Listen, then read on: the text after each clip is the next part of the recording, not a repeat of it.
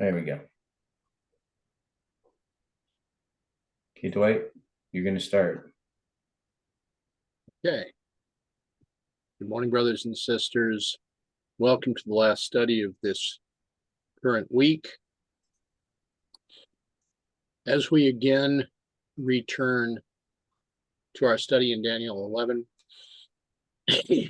shall we ask our Heavenly Father for his direction and guidance so that we may more completely understand that which he would have us to recognize at this time in Earth's history. Shall we now ask for his guidance in prayer? Loving Father in heaven, we thank you for Theodore's safe return and for this time that we may spend in study, in worship, and with communion with others. Help us now so that your will may be done, so that our minds might be opened to understand the truths that you would put before us.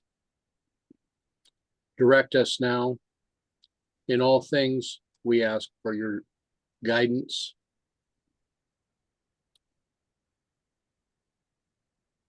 Help us as we open your word. May your Spirit open our minds.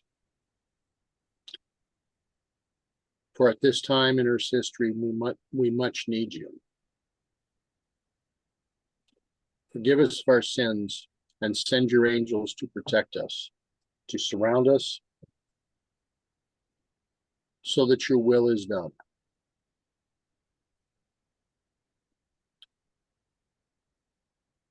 Direct us now in all things, guide us, so that we might more clearly understand that which we are to present to others. For this, Father, we thank you and we praise you in Jesus' name. Amen. Now, brief recap. As we were looking the other day, and I will share my screen here in just a second.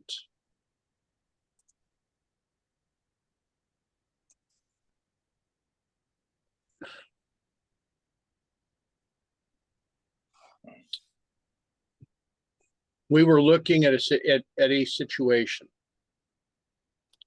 Just in the overall detail, we'd had a chart that Brother Stephen had presented that was showing how the 1290 and the 1260 were so very interrelated with the founding of Rome. Now, we were addressing the Battle of Pharnacles, where the army of the Roman Republic, led by Pompey, was defeated by the armies of Julius Caesar, after which Pompey fled to Egypt and was murdered by Ptolemy. The date of this battle of Pharnacles on the biblical calendar was the 10th day of the 5th month.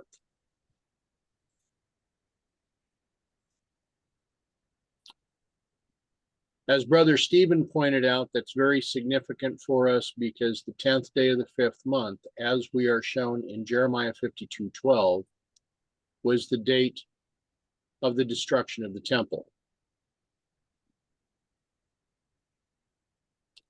Now, we've been looking at a lot of these articles by Smith, and we've been surprised to find how many times the biblical calendar, the rabbinic calendar, and the Islamic calendar, during the times of the publishment of these articles, had lined up. Now, in our situation, excuse me, I called it Pharnacles, it's Pharsalus. The Battle of Pharsalus was the decisive battle of Caesar's civil war and was fought on the 9th of August of 48 BC. This battle was fought in central Greece. However, 10th day of the 5th month, being the day of the destruction of the temple in 586 BC, now we have the Battle of Pharsalus also on the 10th day of the 5th month in 48 BC. And as Brother Stephen pointed out, this occurred 538 years after the destruction of the temple. Now that was the discussion 2 days ago, right? Correct. Okay, yeah, because I did listen to half of that video, but I didn't get a chance to look at yesterday's. So that was rather interesting.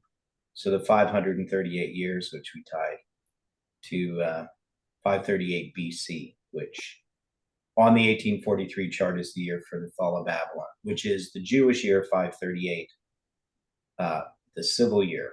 So Babylon fell actually on the 16th day of the 7th month, 16 days into the Jewish civil year 538. Right. So Okay. So we have that. We also, of course, 538 AD for the 1335. But so I didn't finish watching that, so I'm interested to see what else came from that. Well, the other points, this in 48 BC was the 10th day of the 5th month on the biblical calendar. It was also the 10th day of the 5th month on the rabbinic calendar, but it is also the 10th day of the 5th month on the Babylonian calendar. Yeah, well, the Babylonians can quite often align with the biblical, though not always. But yeah, so interesting. Now, yeah, and so that 10th day of the 5th month, obviously, the destruction of the temple, both in 70 AD and 536. So it's going to be 538 years from the destruction of the temple in 586. okay. Right. So that means in 70 AD, because this is what, 48 BC? This is 48 BC. Yeah. So you would add 47 to 70, and what do you get? 117, isn't it? Yeah. Yeah. So 117. We know what that symbolizes July 18th. Well, I was also intrigued, and I'm still trying to put this together, that from 586 BC, or excuse we if we look at this, we have a span of 586 years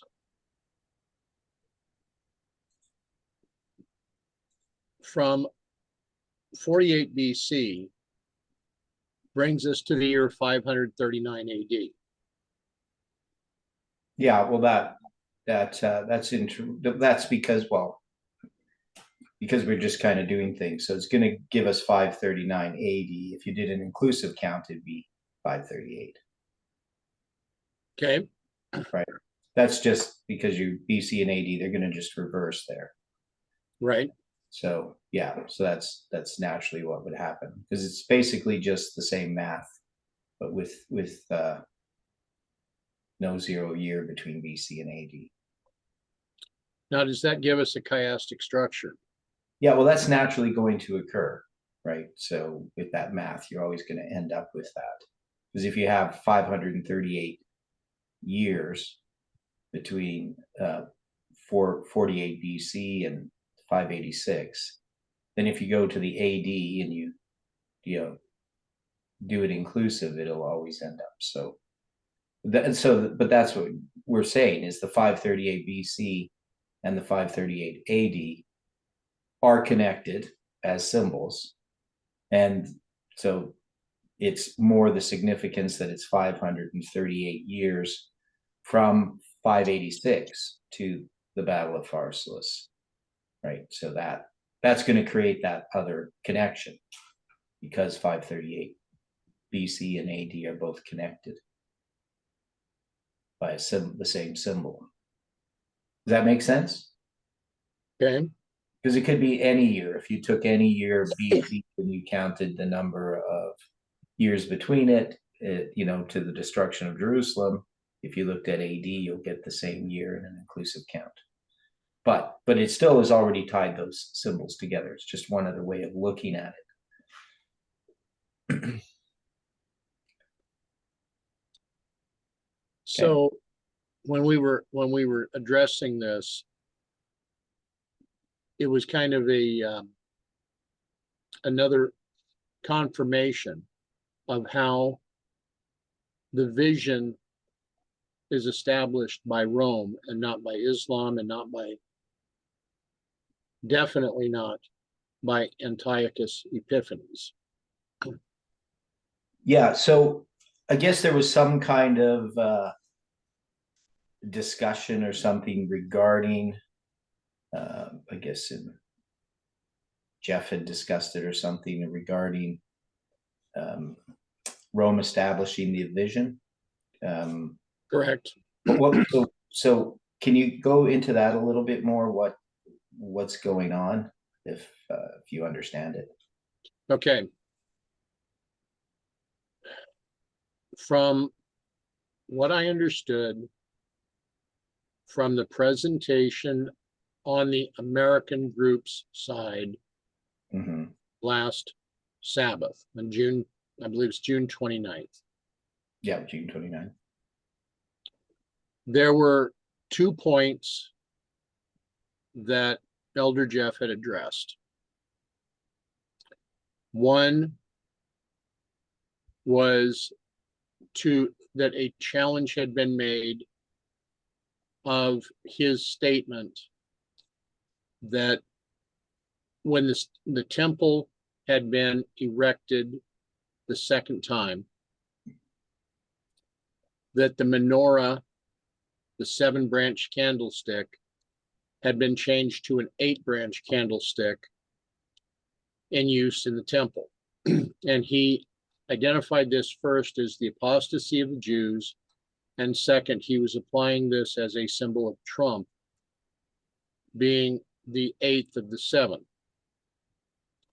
Okay. So the 8th, my understanding is that the 8th branch menorah is the Sabbath menorah.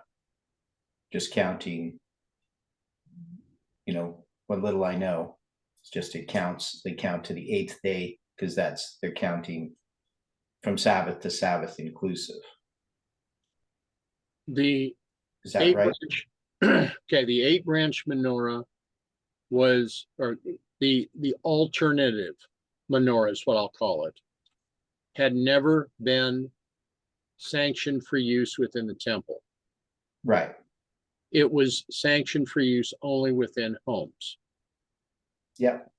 And it is not an 8-branch, but a 9-branch. Because there is one branch directly in the center, and that candle is the one that's to be used to light all others. Okay, yeah. But there's eight days marked because you count Sabbath, and then you come to Sabbath again, and it becomes the 8th day. Okay. Right? Is that how they do it? That I can't speak to that. Okay. My understanding is that this alternative menorah was for use during Hanukkah only. Okay. So they count from one Sabbath to another Sabbath, and it makes it the 8th Sabbath, right? Okay. The 8th day. Is that what y'all talking about? It makes it the 8th day. Well, that's the menorah I'm familiar with. Yeah, there is one for Hanukkah menorah, but I wasn't really thinking about that one, so I didn't realize it was different. Shows you how little I know about all this stuff, but okay, so I apologize for so interrupting. Jeff was wrong about it, what he presented, What right? the way that Elder Jeff had presented this in the meeting on the 29th was that he had been challenged on this point, and the way that he stated, he said that there are times that he has been a loose cannon on things, and he had done no due diligence to verify his information. He just thought, you know, the Jews were in apostasy. We have this 8-branch menorah, and this is a perfect representation of Trump, and then he ran with it. Okay, so So that's the Hanukkah menorah has the 9 candles, correct. but there is an 8-branched menorah. There's always a center branch. There's not an 8-branch. Okay, so there is never one. Okay. Okay, I see what you're saying. But yeah, so the center one is just used to light them. Correct. Now, as we are aware, Moses, in the instruction given him from our Heavenly Father, had instructed that a 7-branch menorah was what was to light the temple. There is actually an 8-branch menorah without the center one. Okay. Okay, so I had not found that when I was researching. Yep, there is. So there's 8 and 9-branch ones. But they are not using either of those two within the temple. No, they don't. They don't have an 8-branch menorah in the temple or a 9-branch. It's only the 7. But he was saying that they used it in the temple. Correct. So he just got, because they did approve of the 8-branch menorah for home use. What I'm stating is that on his presentation on May 6th, Mhm.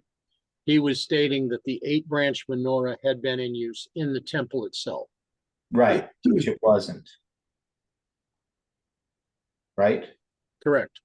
Yeah. Okay. So he said that when he was challenged and he did his due diligence, he found that this was not correct. Yeah. Okay. Now, Okay. the other part, How did that relate then to Rome establishing the vision? That was the part I didn't fully understand how they're connected. when he segued from his retraction, he stated that he had had a telephone conversation with Brother Colin. And they had discussed that they have a disagreement regarding the King of the North. That Jeff has taken the position, as it has been presented by James White, that the King of the North is Rome. Colin was of the opinion that the King of the North is the United States. Well, they're making 2 different applications. So So that's kind of interesting. I mean, so because we go know ahead. that the King of the North is the United States in our time in the present truth application, but Jeff's not accepting that. Jeff was being very specific that just as others in the past had disagreed with Rome establishing the vision, and here he went back to the issues that occurred within the book of Joel. Mm-hmm. When Kevin Howard and others from California had come out to present that the 4 insects in the book of Joel were Islam, and Jeff very correctly was stating that those 4 insects must be Rome. He noted that this led to a divergence and that these other ministries walk with us no more. Okay. Now we will say though that when Rome establishes the vision, Rome does establish the vision even in the present truth context, because that has to do with the rise of Rome, the papacy in this case, in Right. connection with the United States prior to November 9th, 2019. So Rome's going to come in. It's going to be part of what takes down the Soviet Union, because the United States the other part. But United States then becomes the king of the North, right, along with the papacy. Well, right. So the issue of who's the king of the North is a little bit different than Rome establishing the vision, because in Daniel, when Rome establishes the vision, it's not yet the king of the North. Correct? well, Because it comes in and supports Egypt, it doesn't become the king of the North until verse 16 of Daniel 11. What the point was that Elder Jeff was making was that at this time, it is most important for us to be able to understand clearly the verses of Daniel 11:14 through 16 in order to have a complete and clear understanding as to who the king of the North is, but specifically who the robbers of thy people are. Yeah, so they're studying the same things we are right now. He is studying this, and this was his presentation. Yeah. Okay. And we would agree with that. What he's not doing is he's not taking that and clearly marking the connection to the present truth, because he has a completely different way in which he understands how we make the connections from that history to ours. Right? Correct. So we have some things, details that he would need in order to thoroughly understand that. But as far as the historical, we would agree. But does he connect the United States with being the king of the North in its connection with the papacy, being the armies of the king of the North? That's what I was going. That's what I was going to ask you. So only time when the United States is the king of the North is when it's connected to Rome, right? Yeah. Yeah. Okay. Yeah. United States isn't in and of itself the king of the North. That's right. But it can be. The king of the North can symbolize the United States. You know, when we're taking Daniel 11, it's talking about the king of the North, the king of the South. It can symbolize the United States when we make an application to our time. Right. That's how. Right, but it has to be connected to Rome, right? The papacy. Mm-hmm.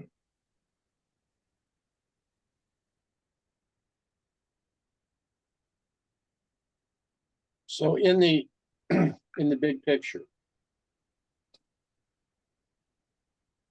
Elder Jeff had stated that he and Colin had a telephone conversation and that they disagreed in these points.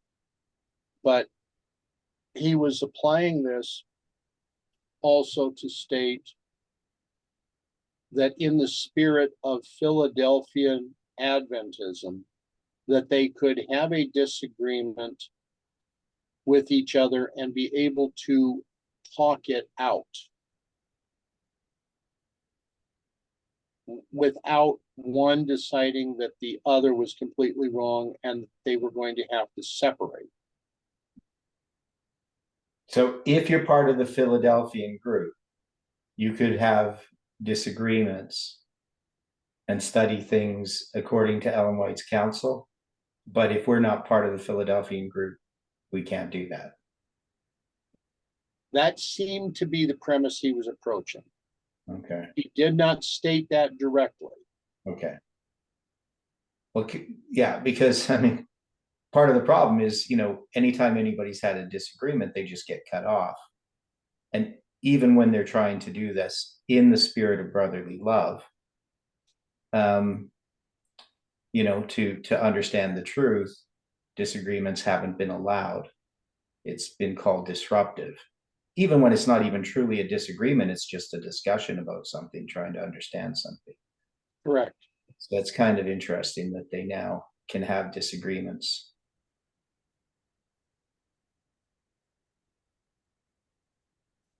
So the hour and a half that he spent in the presentation was primarily addressing these verses, especially in reference to the robbers of thy people. Now he didn't understand, of course, the sons of the robbers of our people, that the robbers of our people technically are Babylon, right? Correct. So the robbers of our people are not Rome. It's the sons of the robbers of our people that is Rome. Correct. That's what we figured out, and that becomes really important, because that ties us to that 666 years between the siege of Jerusalem, when Jehoiachin is taken captive in 597, and the siege of Jerusalem by Rome. So you got Babylon and Rome connected, and that's Leviticus 26 and Deuteronomy 28. So that's the sons of the robbers of our people. That becomes really important, I believe, in understanding that connection. And it took us a while. It kind of evaded us for a while, because it's not there in the King James. So it's sort of something that's been hidden that's now clearer. But he doesn't really understand it's the sons of the robbers of our people, right? He doesn't get that connection. I don't recall that he addressed it as the sons of the robbers. He was very focused on the robbers of thy people. Right. Yeah. Which is what we always had been focused upon, because I mean, until you brought it up, I never noticed, the sons of the robbers. I mean, there was, sometimes people would say the children of the robbers of our people. Right. But I just always kind of ignored that. I just always focused upon, whether it's robbers or breakers or destroyers or whatever. But it definitely is connecting Rome to Babylon. That's kind of the whole point. So it actually helps us understand the passage much more clearly when we see that connection between Babylon and Rome.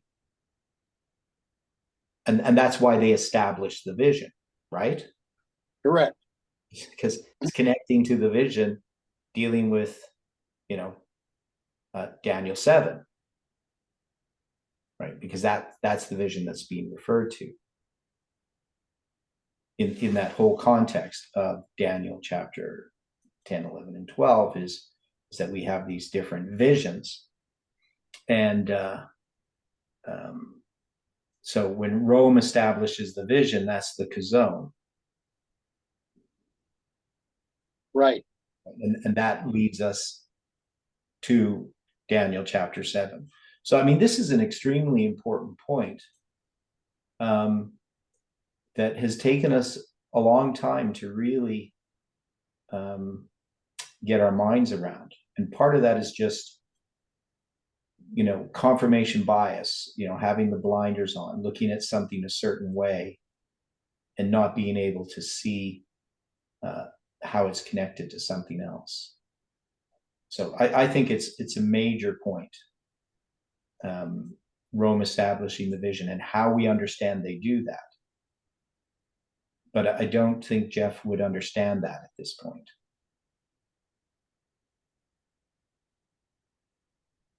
Did he address at all that it's the kazone and what vision it is? He did not. Right. Because what we always is, focused on is that Rome establishes the vision, right? That's the robbers of thy people shall exalt themselves and establish the vision. And even when we'd studied this before, until we got here this week, at least I personally never understood how that connection works. We started a bit last week with dealing with these visions, the kazone, the marah, the marah, and of course the debar, which isn't vision, but it's the matter, commandment, or thing. That these are the primary prophecies of 7, 8, 9, and then the last vision, right?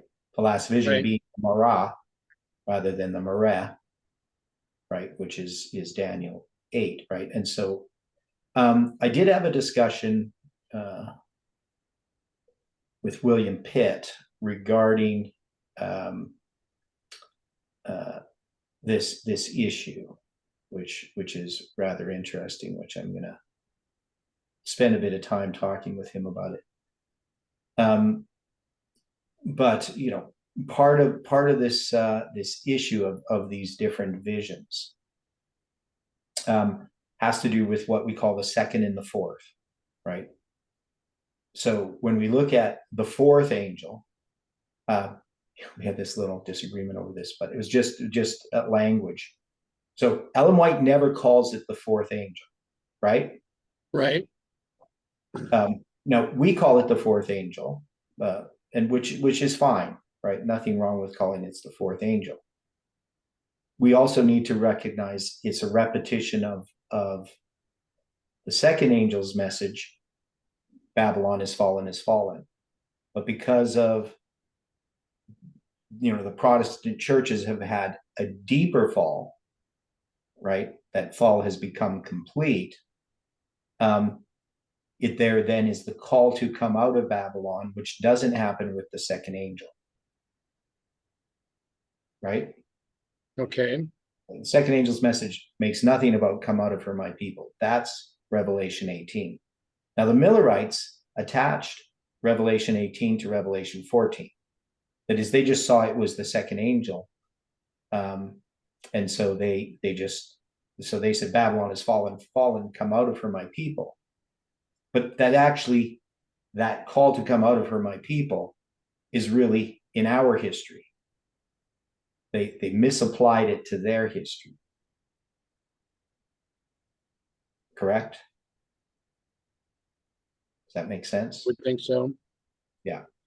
So anyway, so this issue then of the second angel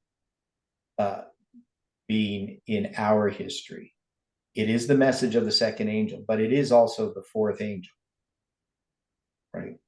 So there's a parallel between our history and that history. And so understanding that becomes really important in understanding these visions. So understanding the marah, the looking glass, the mirror vision, or the prophetic mirror, right? Which is the application to our time, is understanding this prophetic mirror. So in order to have a revelation of Jesus Christ, we need to look at this prophetic mirror, right? We need to be able to see that.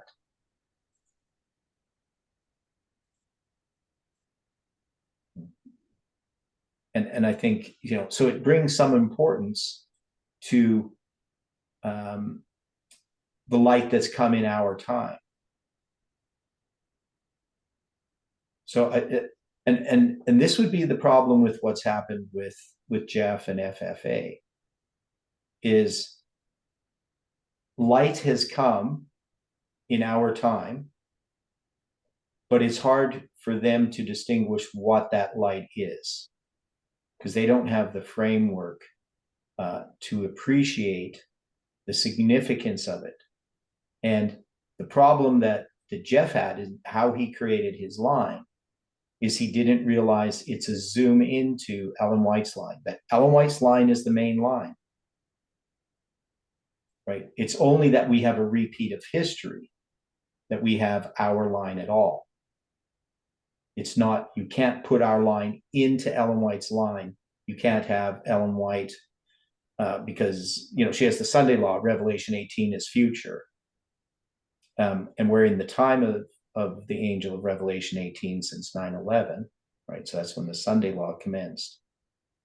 But she doesn't have, you know, 9/11, midnight cry Sunday law, because that's just not in her line at all, right? She just has the Sunday law. But we zoom into that, and then we see this history. So getting back to Rome establishing the vision, the only way that we understand this and can apply it in our time is understanding the lines, like understanding how we're repeating history. And that becomes a bit of a problem with Jeff and FFA. They're not going to have the ability to sort through that because they rejected light.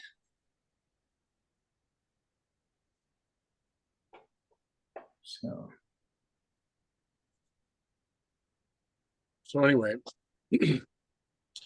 yesterday we were going through several points. We ended here at verse 18. See if we can do a very quick recap. Yeah, because since I didn't see yesterday, but I'm pretty sure it's helpful for other people who even did or were there. So as we were addressing this, of course, this particular document was published on the second day of the 11th month, biblical year 2915, which agrees also with the rabbinic calendar and the Islamic calendar. But 211 in that order, we would also see symbolically as being February 11th. Yeah. No, did you say 2915? 5915. Okay. Yeah, because that was confusing me. Sorry. So, and February 11th being Stephen's birthday. So. Right.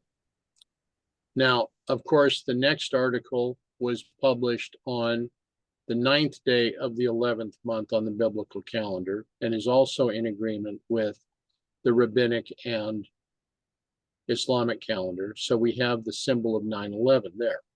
Yeah. So most of the time you're going to find once the years line up, like once the months line up, the Islamic, the biblical, and the rabbinic, as we see, they're going to match up with the day.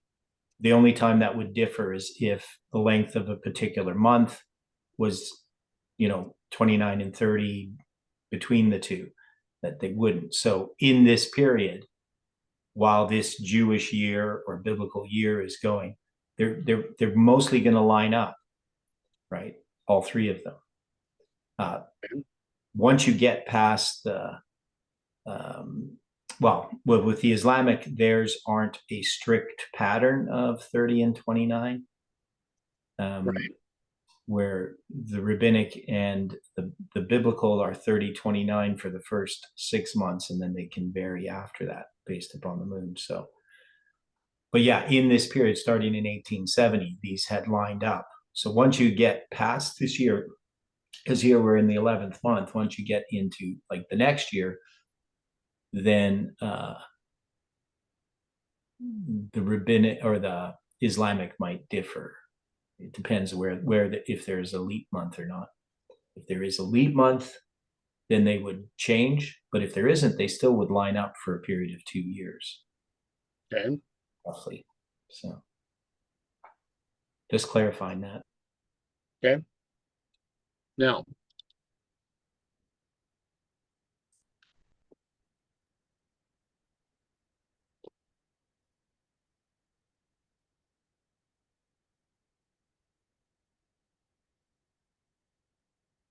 okay, the question was asked in the chat, could Caesar's defeat of Pompey at Pharnaclus. I want to make sure I say this right, since Pharsalia. So could Caesar's defeat of Pompey at Pharsalia, the latter being the head of a Hellenistic state, represent Rome taking over the world in our time? How was Pompey the head, or how are you referring to this battle?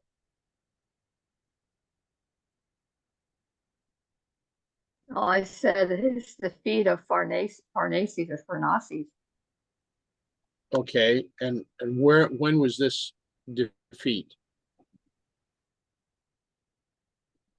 I'm not sure when it occurred, but I'm just asking whether it symbolizes Rome taking over the end of the world, at the end of the world, in our time.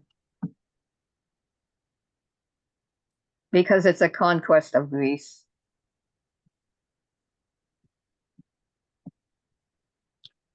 Okay. Okay, so you're Just talking about Pharnaces of Pontus. So I was incorrect in referring to the battle of 48 BC. This is a king of a Bosporus, a kingdom of the Bosporus, who was a monarch of Persian and Greek ancestry.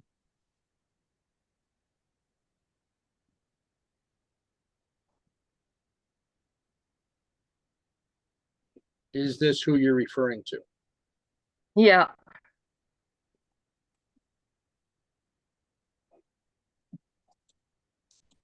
Okay. So I'm looking at this very quickly.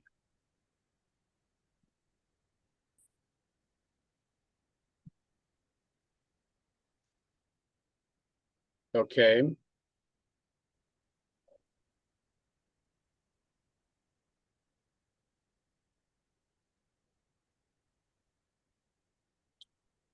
I don't know. I think I'd have to look at this, a lot closer, because I know that his father was defeated by Rome in the Third Mithridatic War.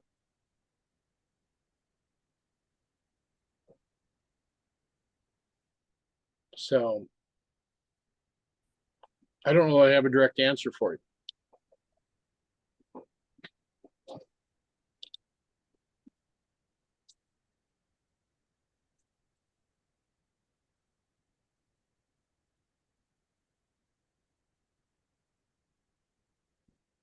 Okay. We began. Sorry, I just want to clarify this. So we dealt with the Battle of Pharsalus before, right? Right. That's 15 years after Pompey's siege of Jerusalem, right? That we have in there. And then we have, because we had connected it with Daniel 11:23-24, where we dealt with the Battle of Actium and the Battle of Pharsalus. Now, you had another name for that battle?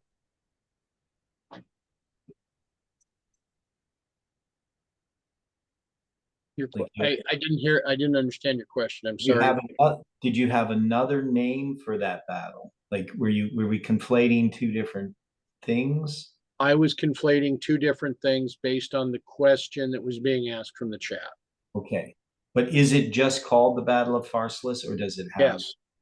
Okay, so there's no other name. So that other one, which she had asked in the chat about Pharnaces, is there a Battle of Pharnaces? Pharnaces is a king, and apparently his father, Mithridates. Mithridates. Okay. The sixth of Pontius. Okay, so that Pharnaces is mentioned by Uriah Smith. Correct. And he's referring to that king, and you were confusing that with the Battle of Pharsalus. Correct. Oh, okay. Okay. That's my fault. Okay. but is the Battle of Pharsalus involved here? Because we were dealing with Pompey and the siege of Jerusalem. So it's still connected here somewhere in these earlier verses, because we do connect it in even for a time, right? 360 years. Well, here again, this was connected in this conversation by Smith. So when we come down here into the third paragraph, where Smith states, a quarrel having not long after broken out between Pompey and Caesar, the famous battle of he calls it Pharsalia, and we call it Pharsalus. Okay. So that was the other word. Yeah, Pharsalia. Okay. So it's interesting that Uriah Smith does mention this, because when we went through this originally, I don't remember running into that in Uriah Smith's thoughts on Daniel. Right, in the commentary. So that's his commentary on verse 17. Correct. So 11:17, which is a symbol for July 18th. And then, so he's going to have, I'm just going to see here. Let me see.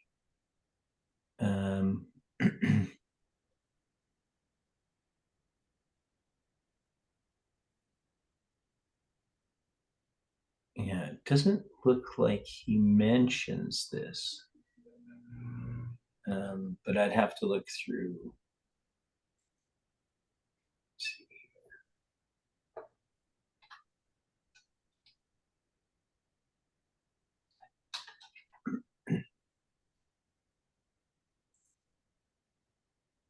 Yeah, so he doesn't mention it in the book Thoughts on Daniel.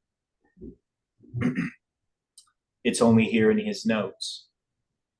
It's here in his original article. Yeah, his original article. So that's interesting, because we had already found that battle, calling it the Battle of Pharsalus.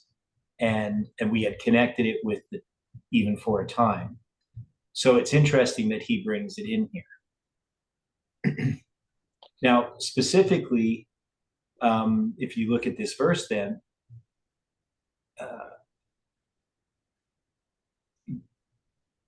yeah, we need to look at this a bit more closely, because we were dealing with this whole thing of he shall give him the daughter of women, corrupting her. Right. She stand on the side, neither before him, right? So, and we had looked at that, and we had a different interpretation. We looked at different ways in which we could understand who the he is and who the him is, and who the daughter of women is. And so we probably need to go over that. So did you go over that again? And we started on this. Okay, so give the summary again, and then we're probably going to have to spend a bit of time going over this clearly next week. Okay, so as we were walking this through, we read verse 17. He shall also set his face to enter with the strength of his whole kingdom, the upright ones with him. Thus shall he do, but he shall give, and he shall give him the daughter of women, corrupting her. But she shall not stand on his side, neither before him. Smith here again, making use of Bishop Newton, states Bishop Newton furnishes another reading for this verse, which seems to express more clearly the sense as follows: he shall also set his face to enter by force the whole kingdom. Verse 16 brought us down to the conquest of Syria and Judea by the Romans. Rome had previously conquered Macedon and Thrace. Egypt was now all that remained of the whole kingdom of Alexander, not brought into subjection by the Roman power, which now set its face to enter by force into that country. We ask the question if this, if we had any issue with what we were seeing here. Well, I don't think so. I mean, That seems correct. Okay. So that's, I mean, definitely the whole kingdom here has to refer to, with the strength of his whole kingdom. So that is to take over. The goal is to take over the whole kingdom. Right. Now they're not going to address here the upright ones, but that's going to be the Jews. It's going to come a little bit later in his. Yeah. Okay. So here again, Ptolemy Eliutes died BC 51. He left the crown and the kingdom of Egypt to his eldest son and daughter, Ptolemy and Cleopatra. It was provided in his will that they should marry together and reign jointly, and because they were young, they were placed under the guardianship of the Romans. The Roman people accepted the charge and appointed Pompey as guardian of the young heirs of the throne of Egypt. Then he comes into this to state that a quarrel having not long after broken out between Pompey and Caesar, the famous battle of Pharsalus was fought between the two generals. Here again, my question was, since Pompey was leading the army of the Roman Republic and Caesar was leading his own army, is this not a type of a civil war? And I mean, this is the Civil War that happened. It's understood as a civil war by some of the documentaries I've watched. And some call it Caesar's Civil War. Yeah, that's usually how it's referred to, Caesar's Civil War. Yeah. Okay. So I think there's definitely an application to our time here. Exactly. Pompey, being defeated, fled into Egypt. Caesar immediately followed him thither, but before his arrival, Pompey was basely murdered by Ptolemy, whose guardian he had been appointed. Caesar thereupon assumed the appointment which had been given to Pompey as guardian of Ptolemy and Cleopatra. He found Egypt in commotion from intestine disturbances. So would we say that this battle between Ptolemy and Cleopatra is another type of civil war? Okay, so that's a civil war within Egypt itself. Yes, within the King of the South. So, I mean, this becomes very interesting as far as making a present truth application. So we have this civil war in the United States. The question is, do we have a civil war within the Democrats? Is that how we would look at it, or would we look at it as a civil war within, the whole group of what we would call globalists? Well, okay, is there civil war within the Democrats? I think that it is fomenting at this point. Yeah, well, especially since that infamous what they call a debate between Trump and Biden, where now finally the wool that was pulled over the eyes of the American public regarding Biden's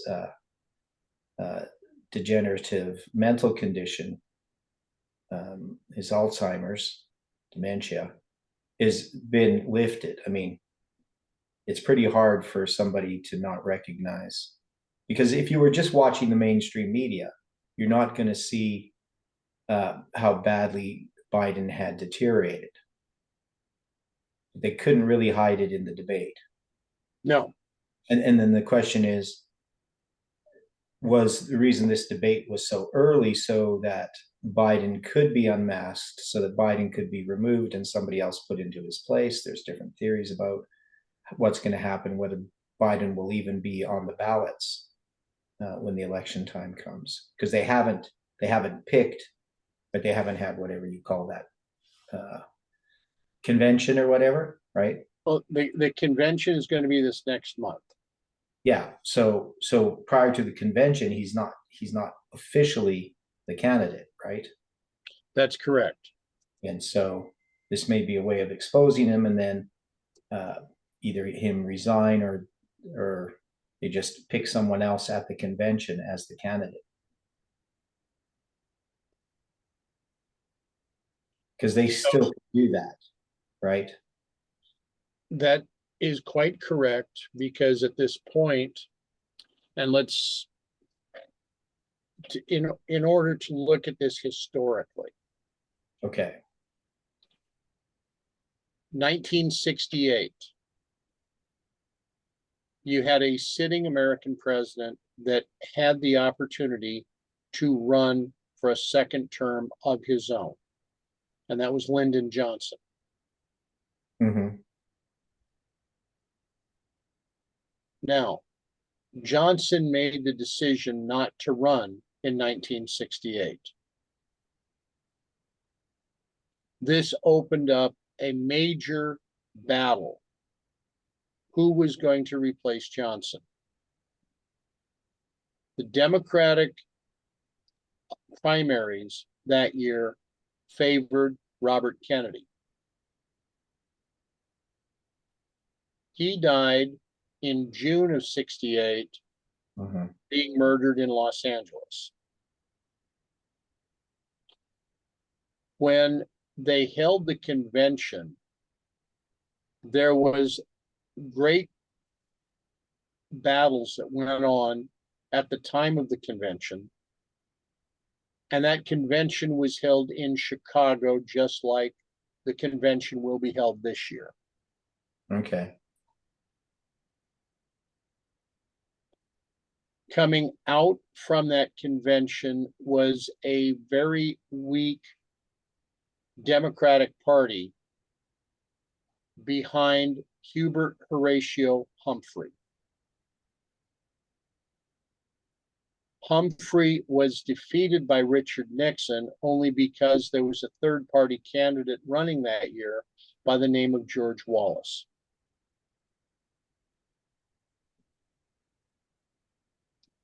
Wallace took votes away from Humphrey and some away from Nixon. Mm-hmm. Now, there are other historical applications of other sitting presidents that basically were not found to be a good fit at that time. Yeah. But 68 is the year that comes most easily to mind. Yeah. Okay. So so with the convention, I mean, Biden could endorse someone else, right? Right. Right. So I mean, anybody could become. I mean, it could be Michelle Obama. You know, I mean, there's all kinds of people, or the Newsom guy, that could become the candidate for the Democrats instead of Biden. But most of them right now, with the exception of Michelle Obama, are not shown as being strong enough to defeat Trump. Right. But of course, Michelle Obama might look strong enough until she actually has to, do political stuff. Well, Because at, she's never been really a politician. She's No. just been to a politician. at And this point, the current vice president is definitely seen as not being strong enough. yeah, I realize that. Gavin Newsom, the governor of California, he's very much a fringe player, very much like Jay Inslee of Washington. So the the situation right now is that Biden's cognitive abilities are coming to the forefront. People have seen that without a teleprompter, without someone talking to him, speaking in his ear, Joe Biden cannot hold a cogent conversation Right. or stand for himself in a debate. Hmm. No, I mean, he's basically now a child intellectually. Intellectually, you're being kind. Yeah. Yeah. So obviously something's going to happen. I'm pretty sure Biden's not going to be running against Trump. It will take a bit for him to be replaced. I'll give you that. Yeah, but it would have to happen. So it's kind of interesting. I mean, but as far as this parallel, then, we're saying that there is a civil war within Egypt. So Ptolemy and Cleopatra becoming hostile towards each other, and we know Caesar's going to come in there in that situation. Um, um, how would we symbolize Ptolemy and Cleopatra within Egypt?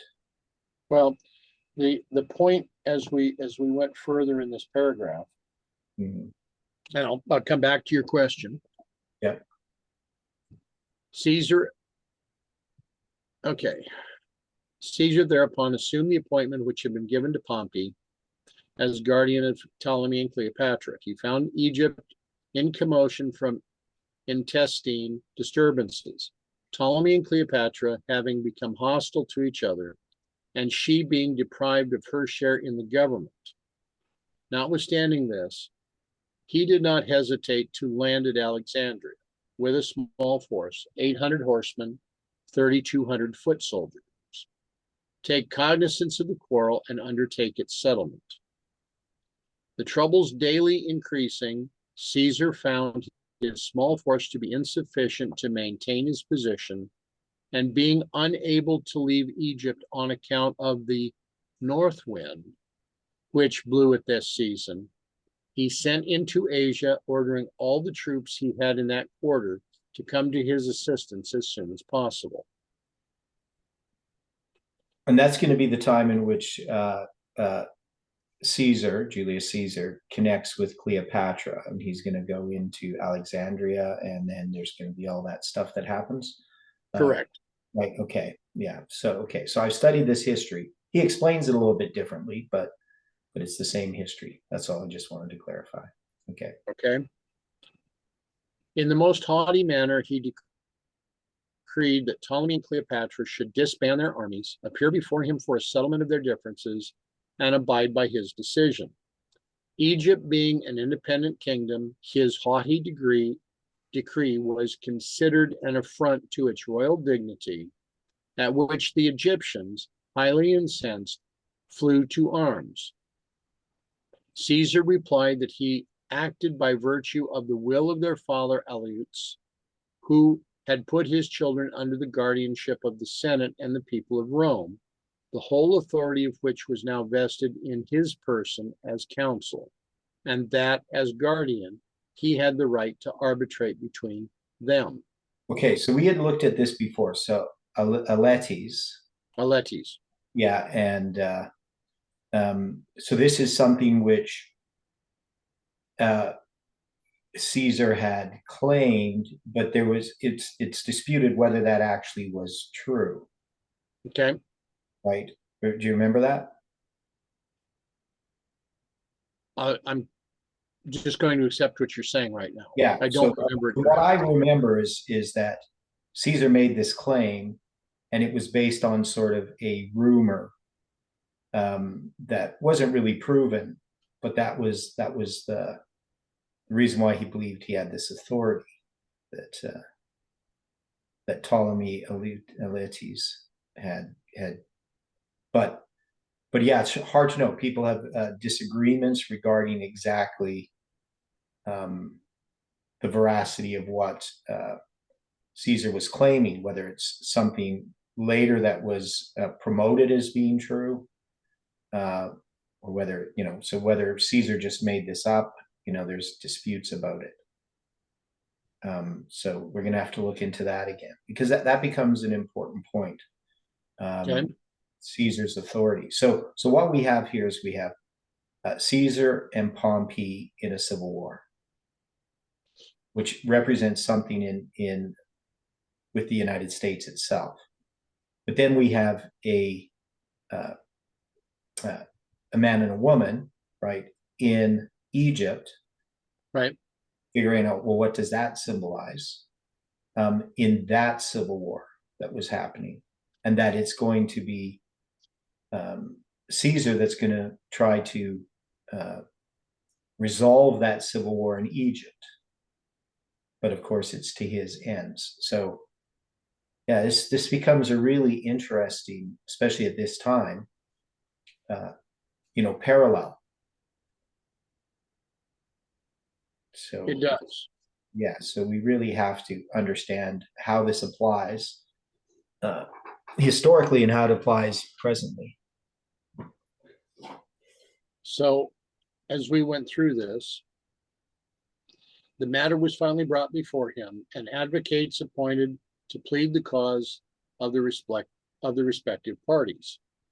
Cleopatra, aware of the foible of the great Roman conqueror, aware of his weakness, and his weakness here that she was aware of was his sexual appetite, judged that the beauty of her presence would be more effectual in securing judgment in her favor than any advocate she could employ.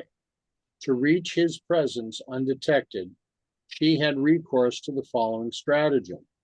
Laying herself at length in a bundle of clothes, Apollodorus, her Sicilian servant, wrapped it up in a cloth, tied it with a thong, and raising it upon his Herculean shoulders, sought the apartments of Caesar. Now, the comment that I made here, Apollodorus, the name meaning the gift of Apollo. Right, Doris, just like in Theodore, it's, Theo's God. Doris, where you get the Theodore, it's just a different ending, is gift, right? So Okay. again, it's just Apollodorus, so it's the gift of Apollo. Yeah. But he is Sicilian. Yeah, which is Italian of some sort, from Sicily. Right. It's from the Isle of Sicily, which is the island at the boot of Italy. Yeah. Yeah, and we know Sicilians, because a lot of the mafia were Sicilians and stuff like that. Oh, now. Are we going to give typology to our Sicilian brothers? Okay, but the thing is, Yeah. here's a Sicilian bringing a Greek, because the heritage of Cleopatra is Greek, to a Roman. Is there anything that we would see there with this? I know, lay it out for us, for our simple minds. Well, I mean, Apollodorus, being a Sicilian, is an Italian. Yeah. So you have an Italian bringing a Greek woman to the representative of Rome. So a church. Correct. Yeah. So this Greek woman, this representation of a church is now coming before Rome. Yeah. So the church is seeking to have alliance with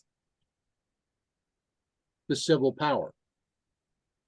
Yeah. So in this case, Caesar is the civil power. Correct. the woman is a church, which in this case is, I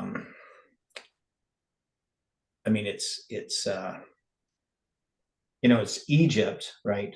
But it's still a woman, it's a church. So I'm not sure specifically what church, how we would look at that. But it's Greek. So she's a Greek woman, right? Right. It's Egypt. So I mean, whether we would look at this as, I don't think we would look at this as the Protestants in this case. No, I was looking at it as spiritualism. Yeah, that's the way that I would look at it. So it's this spiritualistic religion. So is this, Did we say it's wokeism? you could, but I'm asking if it's spiritualism reaching the hand to grasp Rome.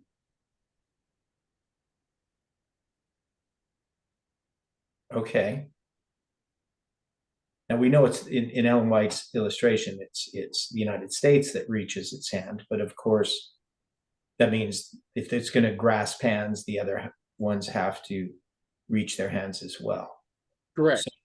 So in this case, as far Would as would it be we like, got the Roman power. So is the Roman power represented by the Sicilian servant? Would that be the papacy that's involved? Is this mediator, this gift of Apollo? Is that referring to the papacy? That's That's still a point I had not considered, but what were you asking, William? I was just thinking that the UN would be joining hands with the papacy. Would Yeah. that be something to consider? Yeah, but we have Caesar here representing. I mean, this is pagan Rome, but he's going to be representing the United States, the civil war within the United States. So you got Caesar and Pompey in a civil war, and would Caesar represent the Republicans, or would he represent the Democrats? What about Pompey?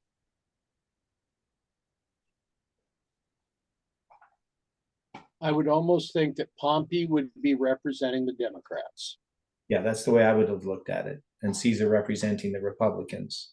Correct. But then within, so and Pompey does later become connected with Egypt.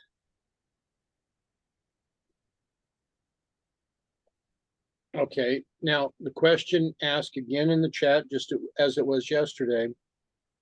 Gift of Apollo, the sun god being a representation of the Sunday law. Apollo was not the sun god. Apollo was the god of war. Mm-hmm. So I don't know that I could fully agree with that question. I mean, it's worthy of consideration, but I just don't know, that I would agree with it. Yeah. So just getting back to the Civil War that I'm asking about, yeah, because I don't know if I agree with that, but so you have Caesar and Pompey involved in this civil war. Now, Pompey's going to die when? 48 BC, and this is occurring after the death of Pompey. So this is after the death of Pompey that you have the Battle of Pharsalus. No, the Battle of Pharsalus takes place before the death of Pompey. About 40 days before. About that. Okay. And then, so then this is occurring at this time. Is Pompey dead? That's what I'm asking. Yes. Okay, so he's dead. So, so exactly where we would place this in time within the US, when did this, because that means the Civil War within the US would have ended? Be ongoing. But no, excuse me, you're right. The Civil War within the US would have ended because now Caesar has defeated the army of the Roman Republic and has now become the council that has the ultimate authority over Egypt. Yeah. Now Okay. we're dealing with the civil war within Egypt. So the question is this the civil war within the Democrats or a civil war with the wokeism? Yeah. Yeah, it's a good question. I mean, this doesn't necessarily have to follow chronologically. I mean, we could have the Civil War in the United States just being representative by the Civil War or Caesar's Civil War. And then this would be a separate sort of civil war. Doesn't necessarily follow after, but yeah, it's something we're really going to have to consider to try to understand this. Right. This is still something sort of future that happens. I mean, it still could happen in connection with the Sunday law. It still Right. could refer into that history, but Polydorus doesn't represent the sun god. But okay, so keep going. Okay. We still have a lot to think about. So claiming to have a present for the Roman general, Apollodorus was admitted through the gates of the citadel, entered into the presence of Caesar, and deposited the beautiful Cleopatra at his feet. Caesar was far from being displeased with the stratagem, and being of a character described in 2 Peter 2:14, the first sight of so beautiful a person, says Rollin, had all the effect upon him that she had desired. And there's quite a bit that we did talk about from 2 Peter 2:14. Caesar at length decreed that the brother and sister should occupy the throne jointly according to the intent of the will. Pothinus, the chief minister of state, having been principally instrumental in expelling Cleopatra from the throne, feared the result of her restoration. He therefore began to excite jealousy and hostility against Caesar by insinuating among the populace that he designed eventually to give Cleopatra the sole power. Open sedition soon followed.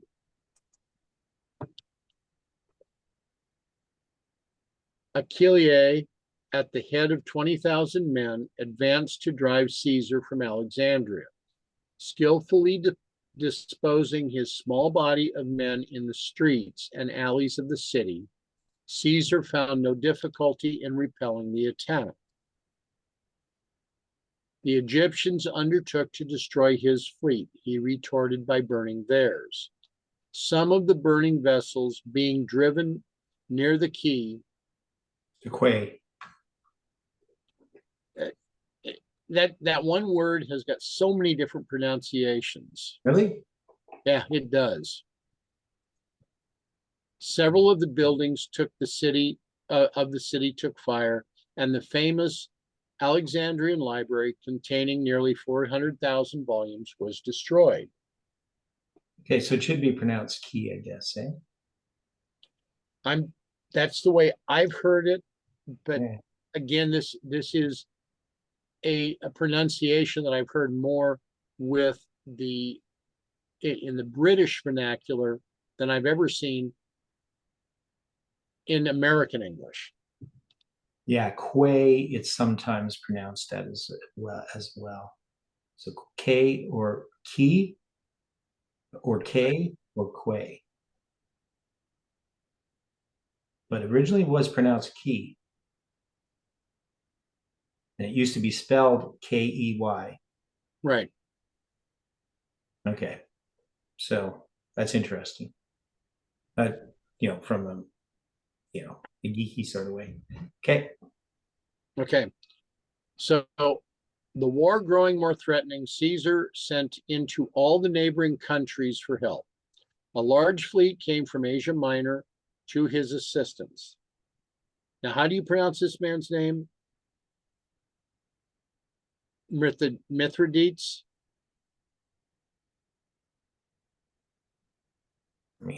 Mithridates.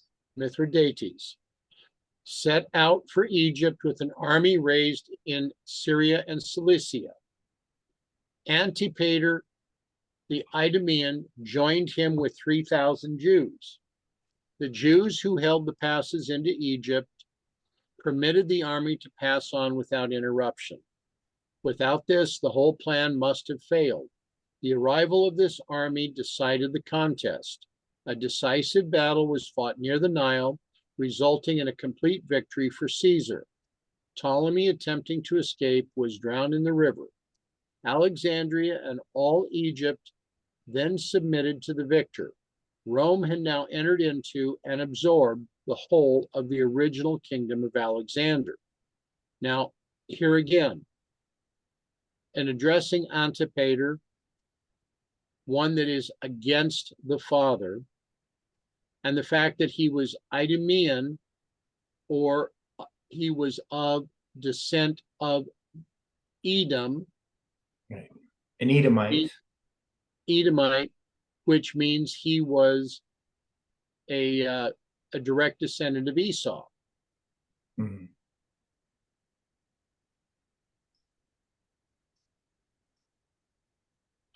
But this Antipater gave rise to Herod because he was his son.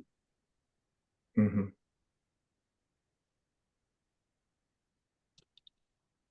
So as we were speaking at the outset of today's study, by the upright ones of the text are doubtless meant the Jews who gave him the assistance already mentioned.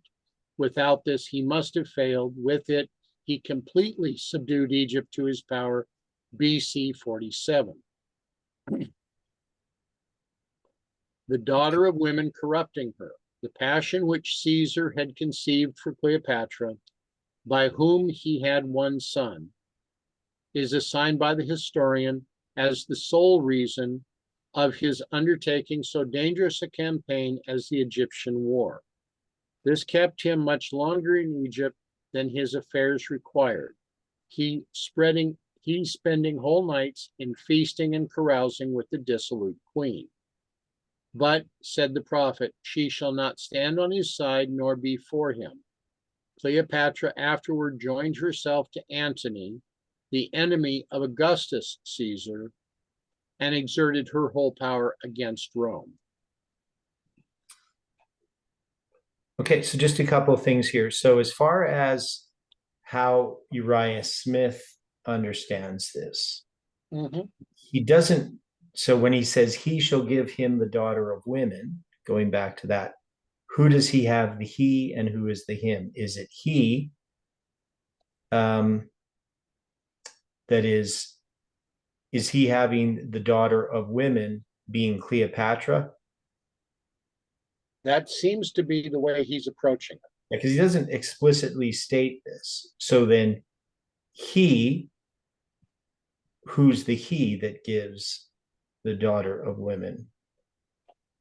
Now we know to him, he would then have that be Caesar.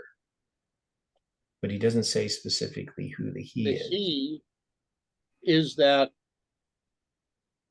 tacitly referring to Ptolemy? Yeah, but Ptolemy doesn't give Cleopatra to Caesar. I mean, it could just refer to, I don't know, because Cleopatra gives herself to Caesar. Right. So yeah, but I'm just not clear on how he's understanding this, right? Because he doesn't really address that specifically. Right. Yeah, so there's lots here to look at. I mean, I got to get my mind around it again. Been busy. it's obviously nice to be back in Canada. It's a little bit surreal. And then, so tomorrow night I got the study. Going to resume the studies. We're going to be looking at the evangelical conferences back in the 1950s. But so this area of study, I'm going to have time to look at that before Sunday. But so I guess I'm sort of caught up, and hopefully this is all making sense to people watching. Because there's a lot of information here, and we've gone through it before, but every time we go through it, we notice something else. And so what's happening in the news, I think, becomes really relevant in this context.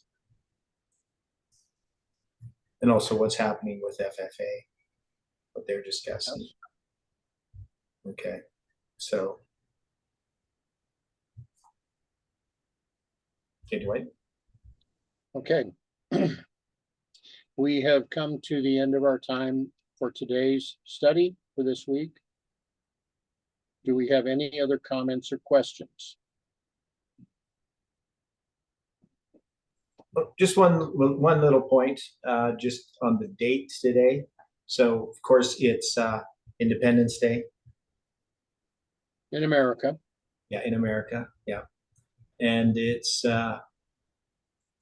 also the 27th day of the third month on the biblical calendar. Okay. Right, so that March 27th symbol, Levite symbol. And then on the Mayan, it's 11, 12, 13. So it's, 13, 0, 11, 12, 13. Just thought that was kind of interesting. But that's my only note there. Okay. Anyone else?